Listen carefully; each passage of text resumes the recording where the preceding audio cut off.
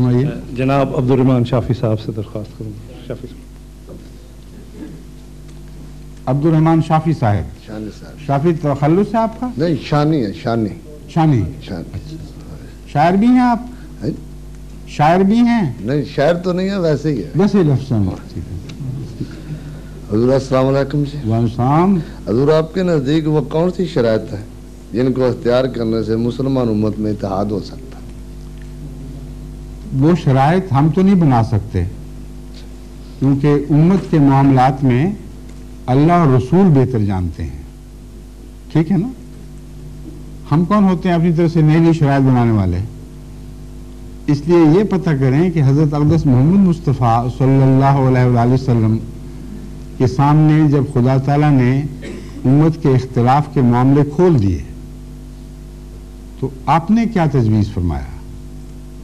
جو نسخہ آپ نے تجویز فرمایا وہی چلے گا. آپ نے اشارتاً بھی یہ نہیں فرمایا کہ مولوی مل کر اسلام کو اکٹھا کر لیں گے، بلکہ فرمایا کہ جب اختلاف ہوگا تو لوگ اپنے علماء کے پاس جائیں گے، کیا دیکھیں گے کہ وہاں سور اور بندر بیٹھے ہوئے ہیں. یہ بہت ہی ایک خطرناک علامت ہے جو اس زمانے کی رسول اللہ صلی اللہ علیہ وسلم نے آج سے 1400 سال پہلے بیان فرمائی. اب امت کا رسول اپنے علماء کو تو گالیاں نہیں دے سکتا. اس لیے یہ کیا بات ہے، عجیب حدیث ہے کہ جب اختلاف ہوگا اور بے چینی پھیل جائے گی تو لوگ لازماً علماء کی طرف جاتے ہیں، تم بتاؤ کیا کرنا ہے، تو وہاں سور اور بندر بیٹھے ہوں گے. جب قرآن کا مطالعہ کریں تو یہی بات یہودی علماء کے متعلق قرآن میں لکھی ہوئی ہے کہ ان کے علماء سور اور بندر ہو گئے، جس کا مطلب یہ ہے کہ بعض لوگ ایسے ہیں جو جب خدا تعالیٰ سے روگردانی کریں تو بندر نقالی کرتا ہے. کبھی دیکھیں نہیں دلہا بنا ہوا ڈگڈگی بج رہی ہے اور مگر دلہا تو نہیں بن جاتا وہ. اور سور فصلیں اجاڑتا ہے. اور یہی دو کام مولوی جب کرنے لگے تو اس کو اور کیا کہیں گے آپ؟ اس لیے حضرت اقدس محمد مصطفیٰ صلی اللہ علیہ وآلہ وسلم کے الفاظ پر گہرا غور کریں. اگر وہ قرآن میں پائے جاتے ہیں تو لازماً درست ہے حدیث. پھر یہ بحث اٹھانی غلط ہے کہ راوی کمزور ہے یا طاقتور ہے. اور دوسری بات، قطعی حدیثوں سے ثابت ہے کہ آن حضرت صلی اللہ علیہ وآلہ وسلم نے فرمایا کہ میری امت بھی آخری دنوں میں یہود کے مشابہ ہو جائے گی. اتنی ملے گی جیسے ایک جوتی دوسری جوتی سے ملتی ہے. اور اگر یہ گناہ یہود نے کیے ہیں تو میری امت میں بھی ہوں گے، اور وہ آج کل ہو رہے ہیں.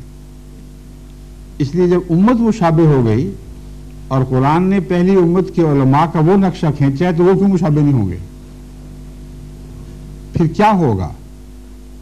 آن حضرت صلی اللہ علیہ وآلہ وسلم نے ان بگڑے ہوئے حالات میں خدا کی طرف سے قائم کردہ امام کا ذکر فرمایا ہے. ایک نام امام مہدی ہے جو سب نے سنا ہوا ہے. ایک نام مسیح ابن مریم، یہ بھی سب جانتے ہیں. فرق صرف یہ ہے کہ عامت المسلمین یہ سمجھتے ہیں کہ عیسیٰ علیہ السلام زندہ ہیں اس لیے وہ خود اتریں گے، اور مہدی چونکہ الگ وجود ہے اس لیے وہ زمین سے ظاہر ہوگا. جب تک یہ واقعہ نہ ہو امت ایک ہو ہی نہیں سکتی. یہ دو ٹوک بات ہے. جب اللہ تعالیٰ نے اصدق الصادقین حضرت محمد مصطفیٰ صلی اللہ علیہ وسلم کو جو قیامت تک کے رسول ہیں ان کو خود یہ خبر دی ہو کہ جو اختلاف ہے، جو افتراق ہے، وہ امام کے ذریعے حل ہوگا، تو جتنی مرضی موومنٹس چل جائیں وہ سب جھوٹی ہیں. رسول اللہ سچے اور یہ مولوی دعویٰ کرنے والے کہ ہم اس موومنٹ کے ذریعے، اس موومنٹ کے ذریعے، اس تحریک کے ذریعے، اس تحریک کے ذریعے امت کو اکٹھا کر لیں گے، بالکل جھوٹ ہے. یا رسول اللہ کی بات مانیں یا مولوی کی بات سنیں. بالکل درست ہے. تو آپ نے ایک جگہ بھی बिगड़े हुए ज़माने के मौलवियों को उम्मत की इस्लाह का जिम्मेदार करार नहीं दिया। बगैर इस्तिस्ना के हमेशा यही फरमाया मसीह इब्न मरियम नाजिल होगा और इमाम महदी होगा।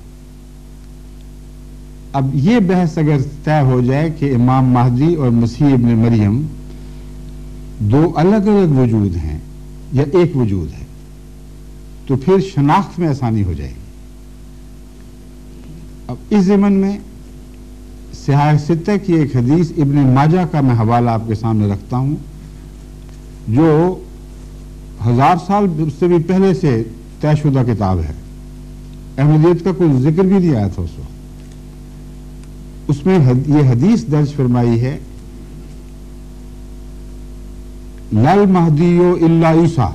इब्न माजा ने ये हदीस दर्ज की है, लल महदियो इल्ला ईसा, महदी के सिवा और कोई ईसा नहीं होगा। बात ही खुल गई।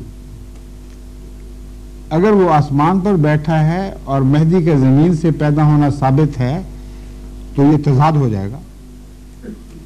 और अजीब बात है कि एक आलिम दीन ने भी इस हदीस पर इस वजह से एतराज नहीं किया, कबूल किया या किसको शक भी डाला तो ये बहस नहीं उठाई कि ये कैसे हो सकता है, हदीस यकीनन झूठी है। ईसा जिंदा आसमान पे है, महदी ने जमीन से पैदा होना, एक कैसे हो गए? तो इसके मजमून को कबूल कर लिया गया। और एक ऐसे वक्त में ये हदीस सामने आई है जब कोई दावेदार नहीं था इमाम महदी और ईसा होने का, इसलिए नहीं कहा जा सकता कि किसी झूठे ने अपने मकसद की खातिर बना ली।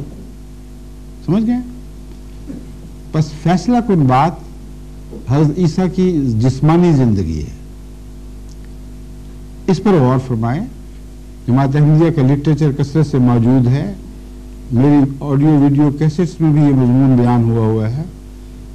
खालिसतन अल्लाह के खौफ के नीचे ये फैसला करे कि पुराने मसीह इब्न मरियम जिंदा हैं या नहीं है।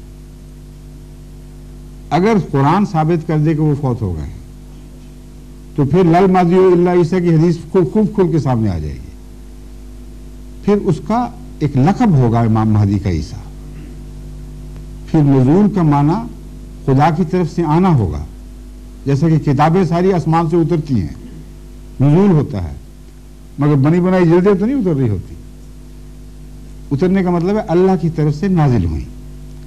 नबी भी नाजिल होते हैं, तो इसलिए लफ्ज़ नज़ूल से धोखा नहीं खाना चाहिए।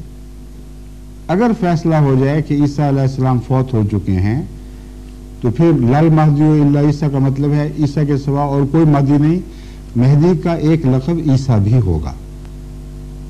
क्यों? इसलिए कि उसने मसीही दुनिया में उनके अकीदे सलीब के खिलाफ जहाद करना है और ऐसे दलाइल पेश करेगा जिससे रसूल सल्लल्लाहु अलैहि वसल्लम फरमाते हैं वो सलीब की कमर तोड़ देगा। तो बात समझ आ जाती है। एक लक़ब दिया है तो किसी हिकमत की वजह से दिया है। बस ये है जमात अहमदिया का अकीदा। और अगर कोई और बात आपने पूछनी हो या मुतालिया करना हो तो हमारे उलमा या जो दोस्त आपको लेके आए हैं वो आपको किताबें, ऑडियो, वीडियो जो चाहेंगे दे सकते हैं।